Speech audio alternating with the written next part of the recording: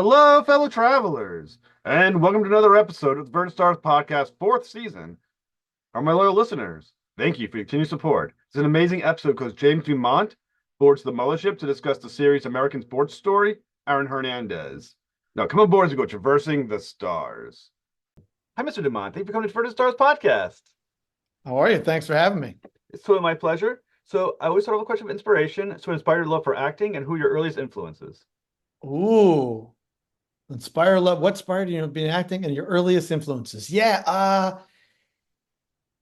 a good one. When I first started, Sesame Street had come on the air, and I was a little kid, and I just pointed to the TV, and I saw kids on TV. I was like, I want to do that. I want to do that. That was kind of like an early inspiration, of like I just saw it and wanted to do it, and I was like, that's the coolest thing. They get to like be on television, this little box. It's kind of awesome. So that would say earliest influences, in terms of the aha moment. Um, yeah, when I was really little, I'd have to say that music was a really big, important part of my life. Hmm. And I think what I loved about music is you could put on a certain song and like it just kind of brought people instantly to things. So you have a way in which to kind of affect people. And so that was like a big aha at like five. Like I put on this Frank Sinatra song for this one babysitter, and it was like she started weeping and I didn't know why. And she's like, her son had died in Vietnam, and it Oh, was like no. that song was the song they used to dance to. And I was like, oh wow. But as a 5-year-old, I was like, wow, this is pretty cool. Like I can do something that would make someone feel something. And that those two, the combination of those two of like seeing other kids on television and then that thing of like, oh, I could have an influence on someone. And those are definitely big parts of it. And I think later on, it was so funny. I did 6 Degrees of Separation on Broadway, and I was working with Paul McCrane, who was in the movie Fame. And I remember having to like tell my dad, like in high school, he's like, my dad was a photographer and had like a chain of all these photo booths and the early days of the Western photographs. My dad kind of like was like an innovator in that. So it's like people would dress up in like, the barmaid and the cowboy and they'd have these black and white photographs that were, sepia toned and and my dad was like, like had a lock on that. And I just remember telling him like, hey, yeah, man, I don't want to do this thing.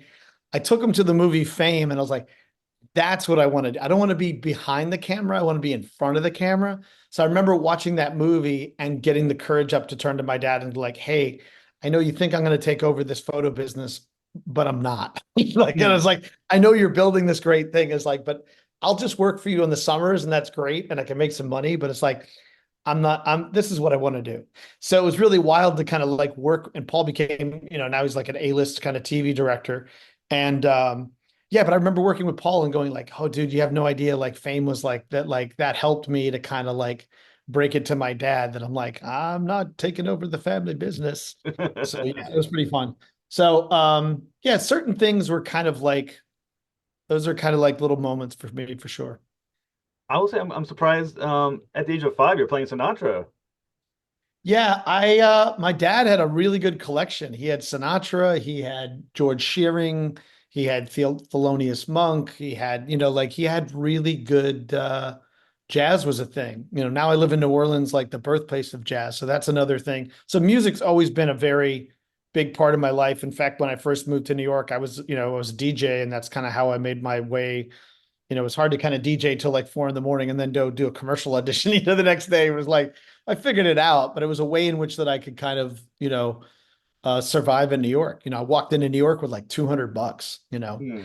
I left New York doing a Broadway play where I'm making like 60,000, a year, working 5 minutes a day, 8 times a week. Like I'm working 40 minutes a week and I'm like making bank. So it was really kind of like amazing to kind of have that experience. But yeah, music has always been a huge thing. One of the things I'm starting to dust off is this one man show I did just before my oldest was born that I haven't touched in 23 years. Was about to do the play, and then I was like, I have a kid. I can't be going on the road and doing this play. It's called My Life as a DJ. So I'm going to probably, dust that off and just see what's there, wrestle with that kind of interesting story. Well, that's very Because cool. even you pointed out, like, wow, at 5, you were figuring out, the power of music or the influence of it. And I was like, oh yeah, that was like a big one. That's cool. So, do you think you'll be touring the country with the one man show? I don't know, like I'm at this point where my oldest is like, young and grown and off on their own. And my youngest is Kelton he and I are, we finished up the 4th season of the Righteous Gemstones together just last week. And so, he's gonna go on to New York and he's producing his own stuff. And so, you know, uh, I don't necessarily have to, do a whole bunch of film and television in order I mean, I still need to work, but the point is, I can probably afford to do theater, or I'll try to find a way to do that. It's always like, can you afford to do it? And then these days with AI, it's like, you can't afford not to do it. So it's kind of like, because it's like, if everybody else is going to get replaced by, this technology, it's like, the live theater, you can't mess with that. I mean, you can try, but I think people still are, I think after COVID, everybody really like the live human experience, I think really when you lost it and it was taken away, I think everybody really had a live music. You're like, oh wow, man, this is so different than on my phone and to myself on headphones. Like I'm here in this moment that can't be replicated or duplicated in any way. So there is that. So yeah, I'm it's one of the many things I have in the fire, and my son's like, Dad, I love just pick one, start one, finish one. And I was like, yeah, I'll try. That's great though. I mean, one man show, only a little bit of pressure. Everyone, you're everything on that show. Yeah. Is it different to perform a one man show versus playing off other actors in these ensemble shows such as Righteous Gemstones? And I mean, the Aaron Hernandez story isn't really an ensemble, but you're still part of a larger cast. Oh, absolutely. Yeah. And yeah, the stress and the pressure of that was great, but also, man, it's just you, bro. Like, so things don't go right, it's you. Things go right, it's you. So it's like, but I had sound cues. I had all the, like there's something about the Herculean marathoning of keeping and holding someone's full interest and attention for us, 20, 40, 60 minute period of time. I think I mean, and also the theater really, to me, is the most actor's medium. I think television is really a editor's medium. I think film is really a director's medium.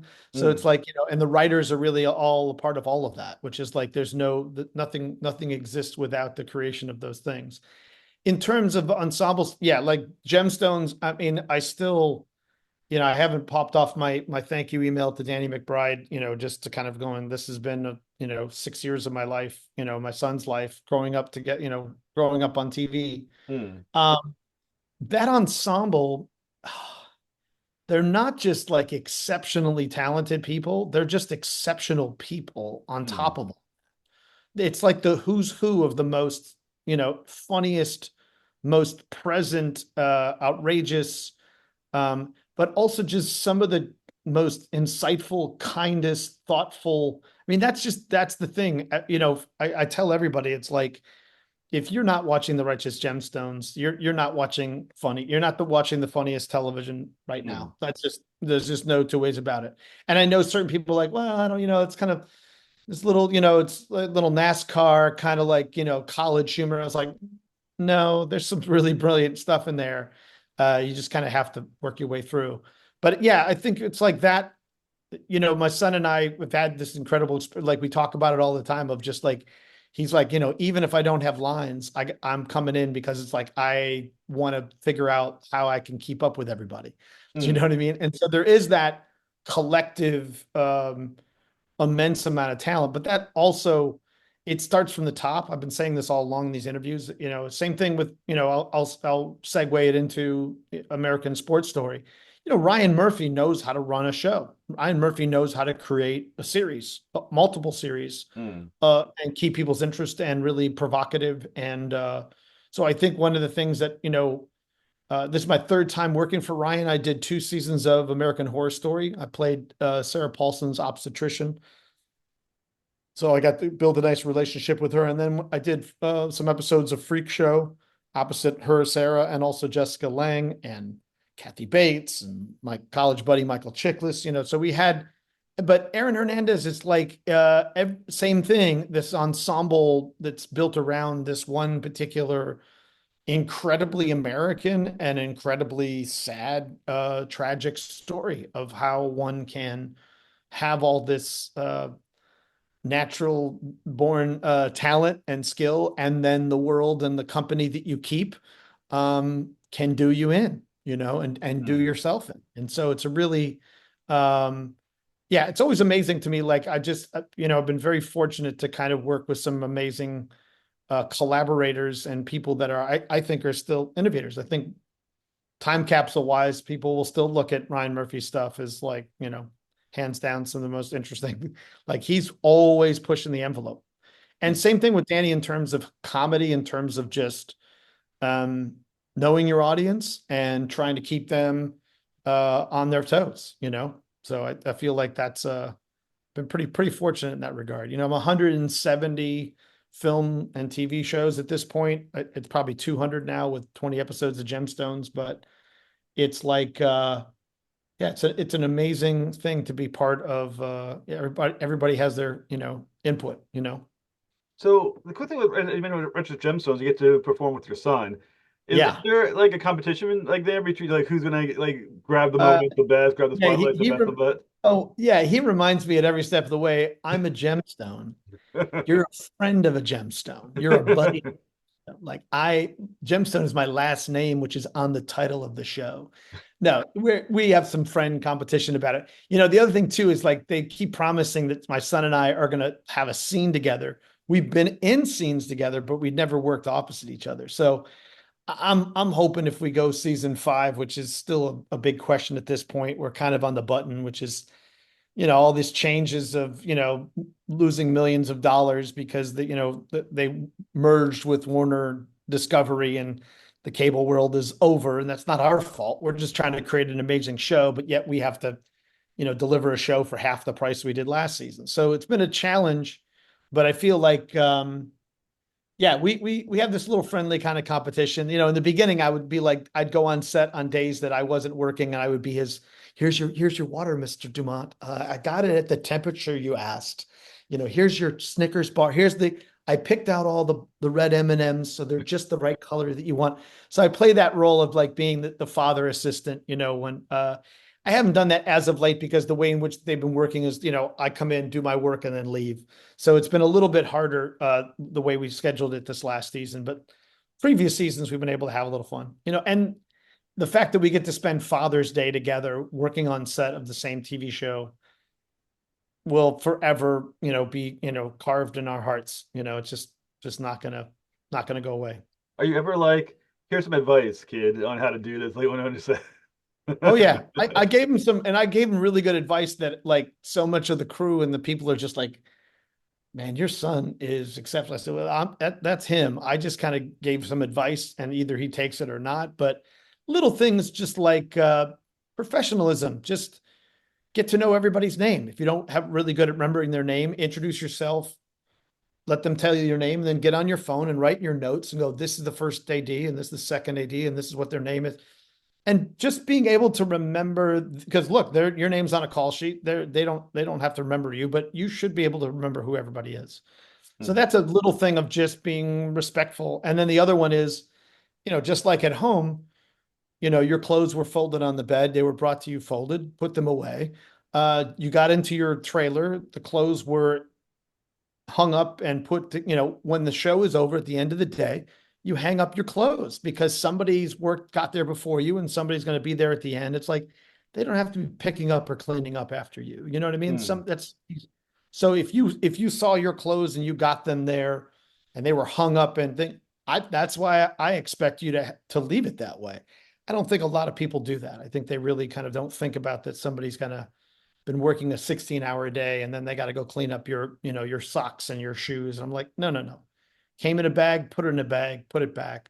So I feel like those are things. And also just, he and I are now figuring out, like, once he gets out of school, like what he wants to do, career wise, what kind of representation, what kind of career does he want to have? Like, we have those conversations. I mean, I started coaching about 9 years ago, and I've had the same manager for 30 years, and he created this thing called a career blueprint, which just really opens up and unlocks actors thinking about the kind of trajectory of careers that they want. Hmm. What steps do they take now in order to do that? So I have about 2,000 students online. I have this thing called oncameraworkouts.com, which is my website, but I teach people how to, do self tapes, because that's basically how I've kind of carved out my career. I think 80% of my jobs, including Gemstones, started from one self tape. My son, one self tape. So, being able to figure out how to create a human being in 24 to 48 hours and make it last, leading to, 6 years of work. Not a bad thing. Not at all. So yeah, so I feel like, those are things, and we're having that conversation now because it's like, he's, a junior in college. So next year he'll be done, or maybe he'll go to grad school, who knows? But what do you want to do? What kind of thing? But what I like now is he's starting to produce his own stuff. Like his first year, he produced a play. Second year, he was pretty busy with the show. But this is his third year. He's producing another show on his own with other students. And so I feel like, find your tribe, find your collaborators, find the people you want to create with in college. Because look at what Danny McBride did. All those people that he's been working with came from North Carolina School for the Arts, David Gordon Green, Jody Hill. And that's led to him being able to create his own world, if you think about it. So I feel like those are things I definitely impart to my kid, And the thing is, you always want it's like, as a parent, you always want your child to have a better life and circumstance than you did. I can say for 100% certainty that where I was at 20 years old, walking into New York with, $200 in my pocket, and where my kid's at, totally different deal, So yes, mission accomplished. So with Richard Gemstones, you get to be, like you said, with Danny McBride, Adam Devine, and John Goodman. Yep. These are some great actors, especially in the world of comedy. So Yeah. what has it been like to work with them? What kind of takeaways do you have? Yeah, I think I can speak to John, because John and I have known each other longer. We've worked together. We were on a series called Treme, even though I mostly worked. I did that for 3.5 seasons, but I worked almost exclusively opposite Melissa Leo, who played his wife. And then John and I also did. We did Patriots Day together. We did Trumbo. We were both in Trumbo together. And really, Gemstones, we had the pleasure of being on the same flight together, and a couple sitting next to each other and kind of getting to know each other over this time period. Yeah, the thing with John is, and John gave some really good advice to my son recently. I said, look, you got this opportunity to talk to John, get advice from him. And John is a voracious reader, but the way in which that he prepares, this is what he said, preparation is his thing. He goes, I wish as a younger actor I spent more time preparing. And so his preparation is outrageous, in terms of, not outrageous, I mean, he's been doing it for a long time, but he comes so ready, and that every single take is a different. He doesn't, unless somebody gives him a note or adjustment, he tries something different in a different take. Let the editors figure it out later. You know, in terms of Adam Devine, I mean, Adam Devine is very, very sharp, very quick, very facile. Edie Patterson, another one who's just like, there's no funnier actress on television than Edie Patterson. Period. End of story. She's just and just a brilliant person on and off camera, just wonderful and thoughtful. And Danny McBride, I mean, to be the masters, and I had it happen one time. I worked with Ray Romano on Men of a Certain Age. There's something about a master, especially when they were like, he was a comedian, so he really could kind of like read a room and know what timing and rhythm of everything. And Danny, same thing. Like, Danny could be present with you in the scene, and then also, if he's directing the episode, also kind of go, hey, I got an idea, or I saw what you were doing. But he's like with you, he's there, but he can also kind of look at it in a different way. And then he'll throw a suggestion your way, and then I just kind of run with it. So there is these you're working with the who's who. Like, these are amazing talent. And Tony Calvero, I mean, Tim Baltz, Cassidy Freeman. I mean, like, this is just, it's to me, it's like it's the Super Bowl, it's the MVPs of stuff. And I think that in terms of their work, yeah, they just come ready, like ready and then open for whatever. And that speaks to John's thing. And this is what I train my actors too. It's like prepare for, plug all those things in. But then when you get in there, you don't know how it's going to go. Same thing with like live theater. It's like I've had times where I've done a long run of a show and it's like I'm at the footlights about to go on. I can't tell you what my line is. I have no idea what I'm supposed to. The minute I break those footlights, it's just kind of there. And so same thing holds true for I feel for any time you're creating something is there's this I call it the no man's land. It's this the unknown. Once they say action and once you kind of, break the footlights, it's like you have no idea how it's going to go. So I think, I train myself and my students to be prepared for whatever is going to happen. Like one of the cool things about American Sports Story is I I've had the luxury and a privilege of being able to play a lot of historical characters. So I get to do a lot of research. I did an audition recently that I really hope it goes my way, but I was just really proud of the fact that, you know, I was able to get a lot of information and history on this person. It's only really like 2 pages of dialogue, but I was really able to do a lot of homework and figure things out where I made some really sharp, brilliant choices within seconds because of the homework. That's not really on that page, but it's there, but it has to be there for anybody that knows it. So it Hmm. was really for, I always say to my students too, is like, you're never playing for a dumb or uneducated audience when they've given you audition material, because they gave you the material. So they know what they know. And then the person who's finally maybe making the final decision is somebody who wrote it and they know everything. So the more that you're in line with that, the better. So for me, I just feel like, with Aaron Hernandez, American Sports Story, it was like one of my students is a Massachusetts State Trooper that actually knew Detective Origi. So he gave me a lot of intel and information. Then I had a lot of video I could watch. I just feel like there's something joyful about being able to, and then be able to create from historical stuff.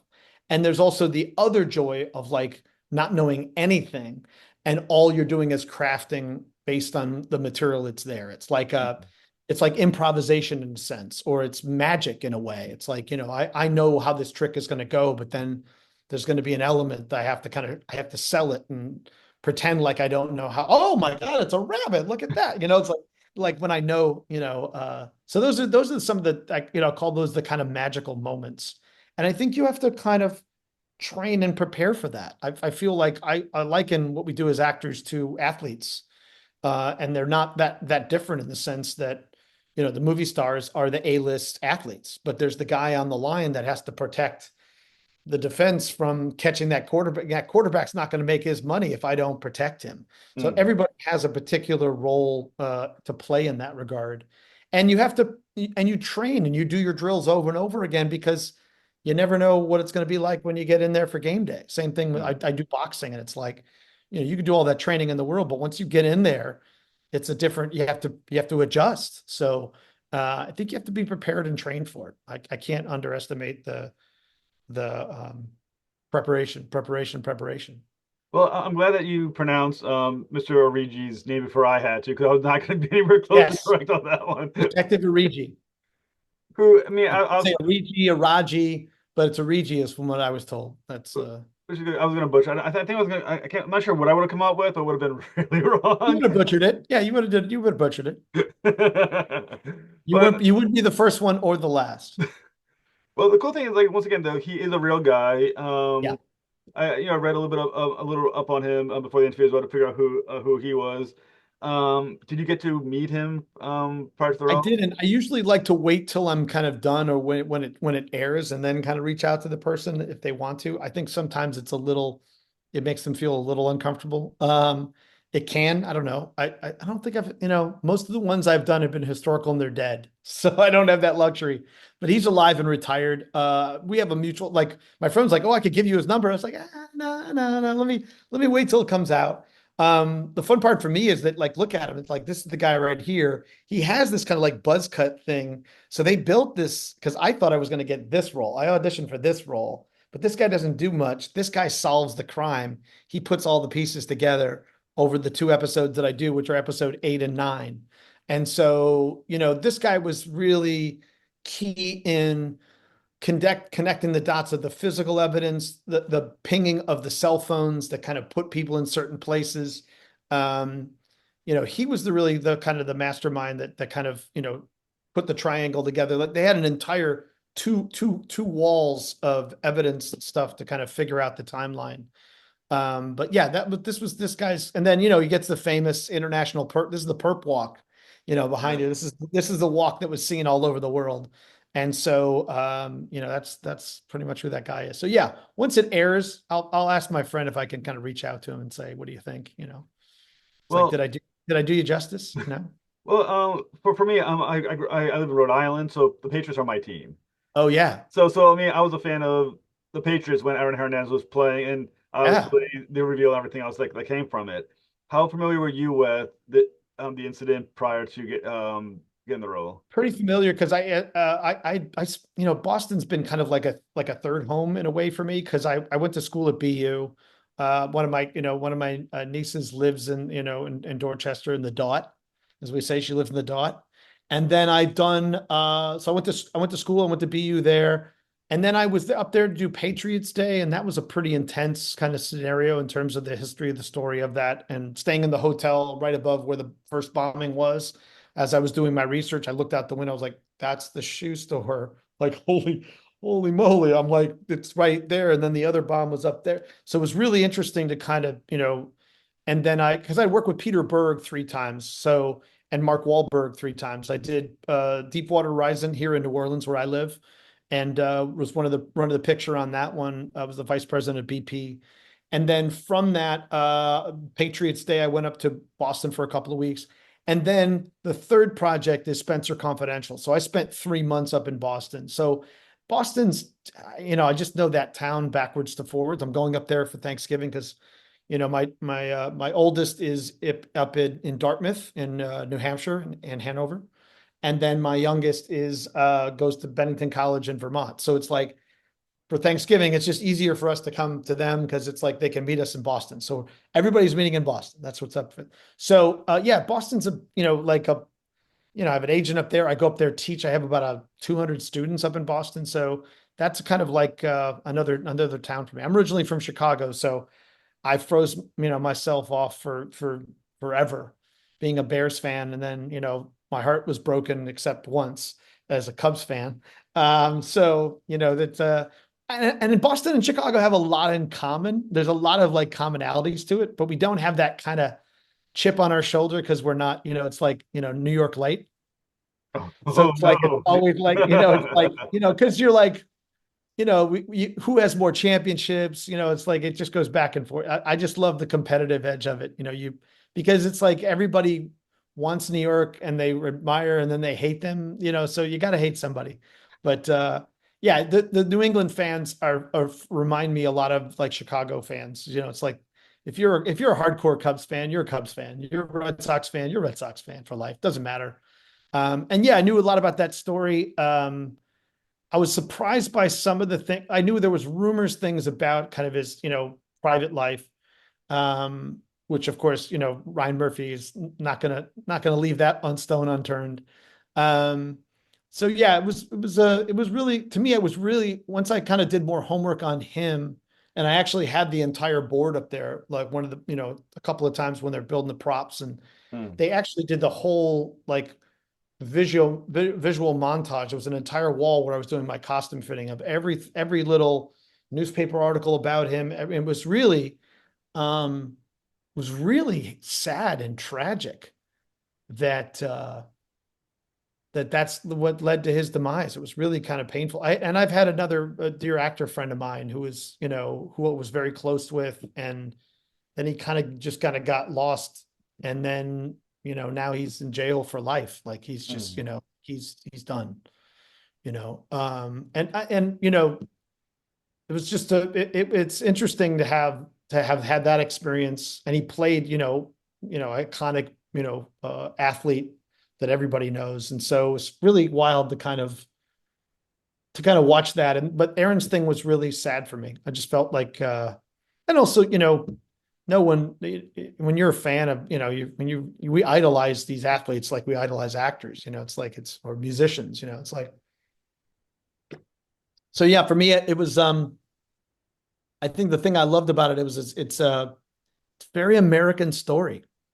Mm. It's the kid from it's like, comes from, tough situation and circumstances and rises all the way to the Super Bowl, man. And like it, you know, um, yeah. So, I think the old George Carlin thing, it's called the American dream because you have to be asleep to believe it, Yeah, yeah. and that American dream can be a nightmare. And I feel like that's kind of what he was, and also the CTE thing too. They really, we have not, I don't think we're really looking closely at how serious, the damage of these MMA fighters and Mm. boxers, and athletes. The athletes are getting bigger. The helmets can only do so much, but you're catching, concussions 10, 15 times, even when you're doing Pop Warner football. It's like, and that was the thing. He was a little Pop Warner kid, and here in New Orleans, it's like there's a couple of teams in here that are like, they're raising them from 3, 4 years old. They're popping hard.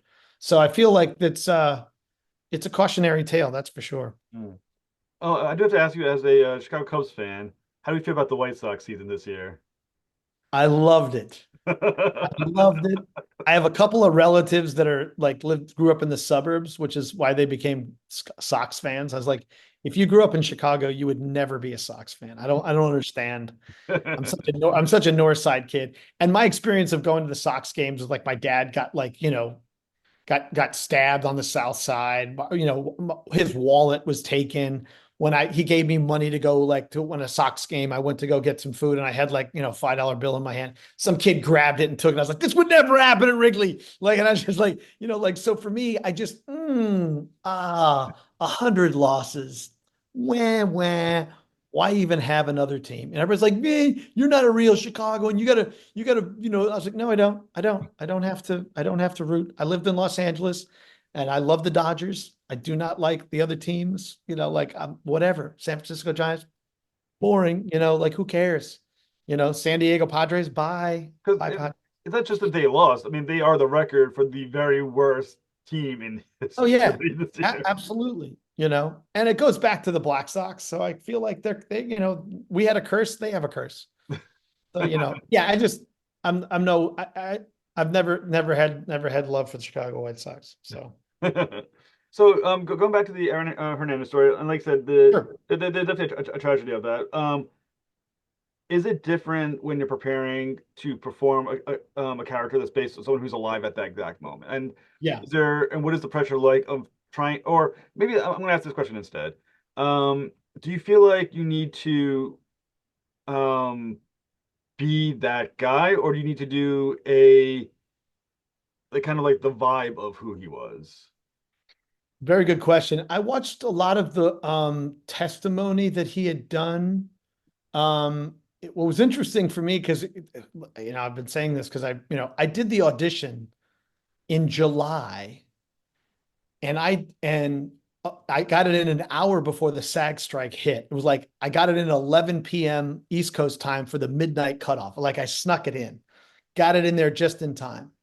And then I didn't hear anything about this job till December, between Christmas and New Year's. And then I didn't get on set till February. And one of the things that I normally do is I always send in 2 takes unless they insist on one. So I had one way, one. And when I did this guy, he he has a pretty strong Boston accent.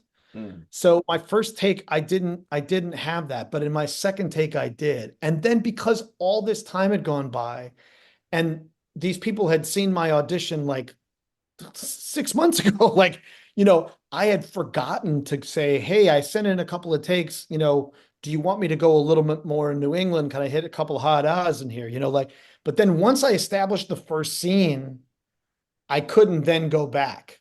Yeah. So for me, um, I take a little bit more liberties when the person's not alive and there's not a lot of footage or coverage on them. It's almost Mm. like if you look at like Daniel Day-Lewis and Lincoln, it's like like he created this kind of dialect. But I think there were recordings that he was able to kind of work from. So, but we don't have that kind of stuff. So for me, when it's somebody that that I have a lot of footage on, I'll try as best I can to replicate it, if I can. Um, there's an iconic radio personality that I'm kind of been working on in my mind, but I haven't done anything yet. Again, another project. My son's like, you got to do that. So I've been working on kind of a Rush Limbaugh, the liberal, the feminazis of the world. Yeah. So there's something about that. Like, I would love to bring that guy to life because he's extremely powder keg, and I want to try to find some, things that I would not be prejudiced about in terms of who he is. But there is this kind of like, I think with Rigi for specifically, I tried to pick up on, even when I was self-taping, and I self-taped with my son read with me and he was like, dude, that's a great, like we, nailed. So we had two different ways to go. One was more New England, which was pretty close dialect wise to a Rigi. And then another one was just kind of sort of.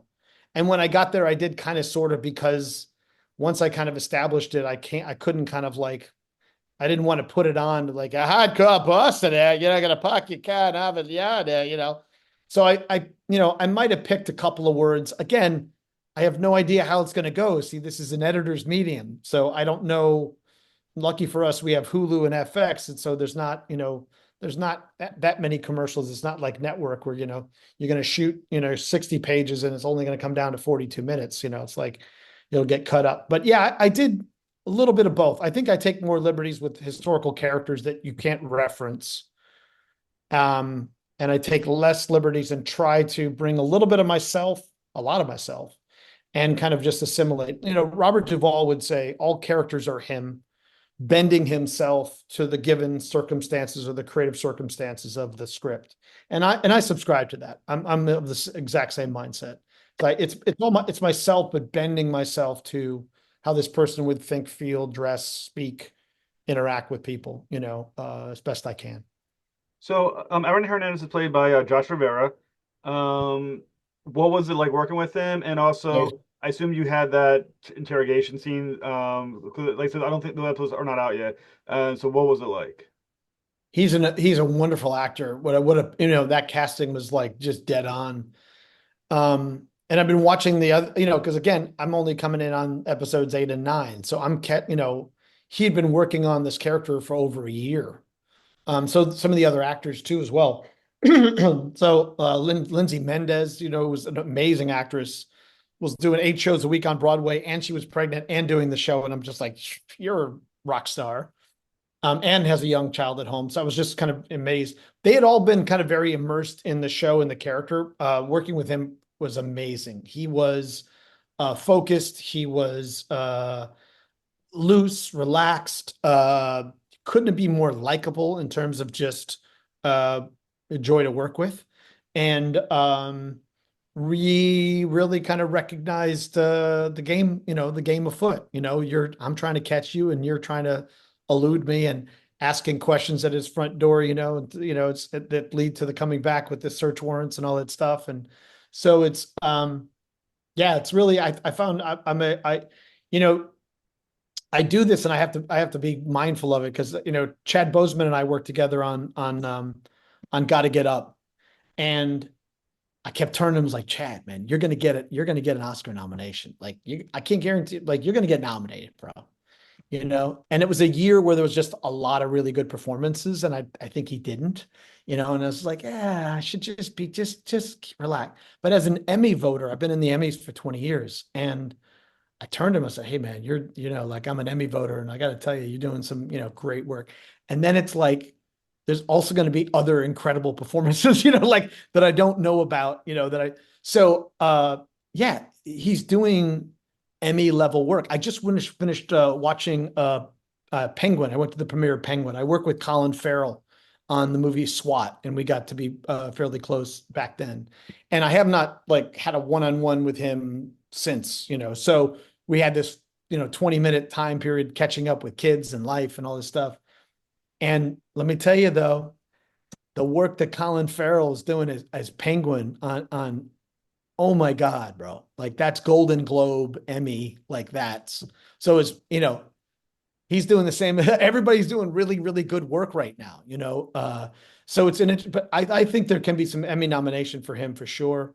Um, Definitely for Colin Farrell, So it's interesting to kind of like because I've worked with so many Oscar winners and nominees and Emmy winners and nominees. And so it's like Golden Globe winner. You can tell and recognize the level and the caliber of the work that people are doing. And so I think the fun part for me is that uh, I used to be a little bit intimidated. I think when I did, like Ocean's 13 and, I felt like I was never going to be intimidated by everybody. But then all of a sudden there's Al Pacino and he's dressed in a, $10,000 suit and he walks by me and he has this incredible, cologne. I was like, that's Al Pacino. I'm about to do the same with Al Pacino. I was like, Attica. And I was like, relax, James, relax, relax. So there's, I don't get fanboy too much. But one of the things I started to appreciate, and I think Dallas Buyers Club was really kind of like the turning point for me, is when I'm in a scene opposite Jared Leto and we stay in character the whole time and we never talk to each other than when we were done as people, as actors. I knew the minute we did that scene that he was going to get an Oscar nomination. I didn't know about a win, but a nomination. I said it even in I think my first tweet or my first Instagram was like, mark my words, this guy and this scene. And then Jared was like, once he got nominated and he won the Golden Globe, he's like, invited me to the parties. This is like, he goes, the scene between the father and the son, it's like that. He goes, I had that other scene that's really intense in the mirror. He goes, but this scene put me over the top. So hold on to this, as part of this is yours too. And I'm like, what? No, dude. So it's really, there is I've been saying this a lot in these interviews because what I've realized is the people at the top, at least been from my experience, are just some of the most generous, kind. They're really intense about the work and funny and joyful and, they're exceptional people. This is, this is not just they're there where they are for a reason, and the thing for me is feeling like I can hold my own.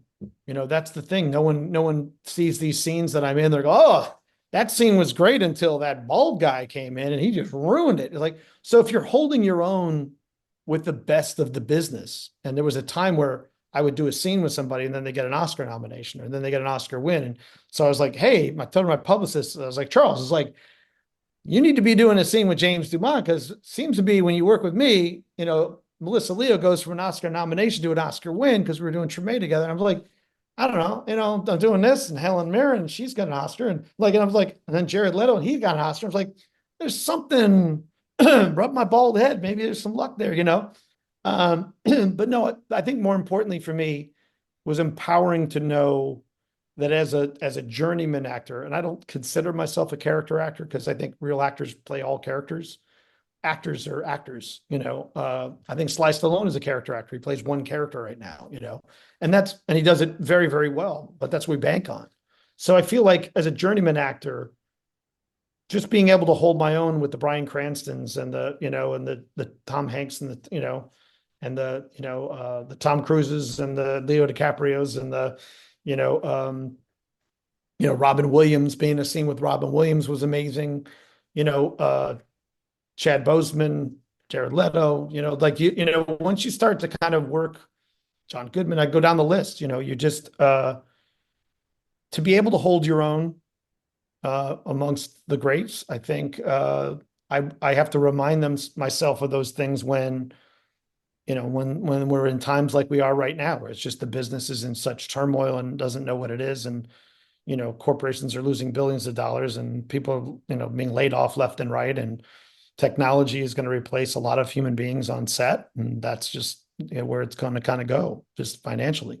So, I just have to kind of remind myself of those that I said to my son, is like, bottle up that feeling you had from your, this experience of being on the show for the last, 6 years of your life. And when you're not feeling great or things are not kind of going your way, you kind of have to remind yourself, hey man, I'm still in this and I did some amazing stuff and there's more, there's always more. Mm.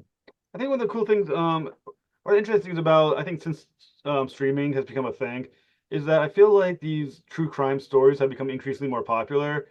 Yeah. So, as someone who's doing true crime, as someone who's been in the industry, why do you think suddenly audiences seem to have a high interest for these true crime stories? Well, I'm glad that I hope this is the case. I'm glad that they're switching over to true crime from like, BS reality shows. Like who cares about the skanks of Beverly Hills? Or like, I Yeah. don't care. Like, who cares about the housewives? I just, getting away from Big Brother type of content and more true crime, I think great. I'm all for it. I think, I don't know. I think there's also just, we're in a power vacuum right now. We're not in a love. We're not, I was raised in the love generation. Now we're in the power generation.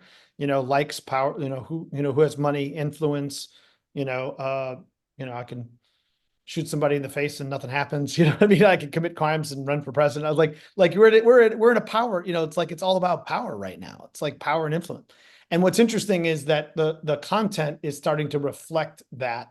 I don't see shows so much about the commodity and the power of love so much as the power of power. Hmm. And what's interesting about true crime is how can someone get away with doing something, the most heinous thing ever? And will they pay a price? I also think a lot of these, episodic Dick Wolf type shows too.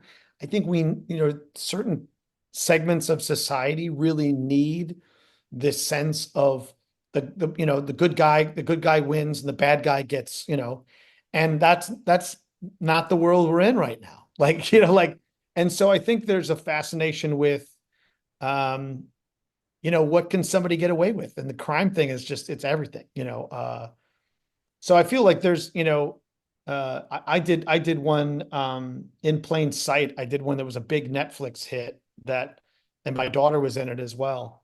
And, that was like, blew up on Netflix, so there is that, and then, what's the other one during COVID, the cowboy one, I can't think of off the top of my head, but there was certain shows. I think where fascination is that we want to see people either get away with it or not. You know what I mean? And how did they? And then there's that weird kind of fantasy. It's like, well, if I killed my wife, like what would I collect? Like how could I do that in a way? I don't know. There's just something kind of morbid and fun about it, but also kind of disturbing. Um, so, I mean, look, Ryan's created this whole thing of American Crime Story, American Sports Story. It's American Horror Story. It's like, or Feud. It's like these. We're ravenous for interesting kind of content. I prefer this kind of stuff actually over the mind numbing of just putting four people on an island or getting the Bachelor stuff. I just like wow, just I just feel myself just losing brain cells just watching the promos. It's feel like wow, we've really. I mean, Beavis and Butthead is fucking brilliant compared to that. It's just like so. Yeah, I have my preferences and stuff, but this is an interesting time in terms of content. We're just these are the storytellers of the 21st century, and I think crimes are we're in a pretty violent world. If we got two world wars going on at the same time, Hmm. it's like so we're something's up, Hmm. So, where can our listeners find American Sports Story Aaron Hernandez? On FX Hulu. If you have Hulu, it's on there. If you have FX, you can find that as well. So we're right now it's episode 5, I believe, Hmm. and it goes 10 episodes. So it's every I think it airs on Tuesday on FX, and then it's Hulu on the next day on the Wednesday. So it starts on FX on Tuesday, and then Wednesday it re-airs on Hulu. And there are 5 episodes in, and there's 5 more to go. So it's a halfway point. So I say to people, go start watching. And he can Start also from be the found beginning. on Disney Plus if you want That's right. For to. those who are Disney Plus, exactly. For those who are part of the Disney. Um, and yeah, that's where you can find it. And then Righteous Gemstones is HBO Max. Um, and we're 3 seasons in. We finished 9 episodes of season 4. And I heard the first 2 episodes are already edited, and that the reality is that they'll be done by February. So Righteous Gemstones should be back in February 2025. So Oh, yay. very cool, Mr. DuMont. It's been an absolute pleasure to talk with you, sir. Please come back to talk Yep. about Righteous Gemstones when the new season comes out. It's been a pleasure. Love it. Thanks again. All right, have a good night, sir. Thanks for listening to another episode of the Virgin Stars podcast. Please like and subscribe. Turn for the next episode when Joseph Illidge boards the mothership to discuss Shadow Cabinet from Milestone Comics. To next voyage, travel on.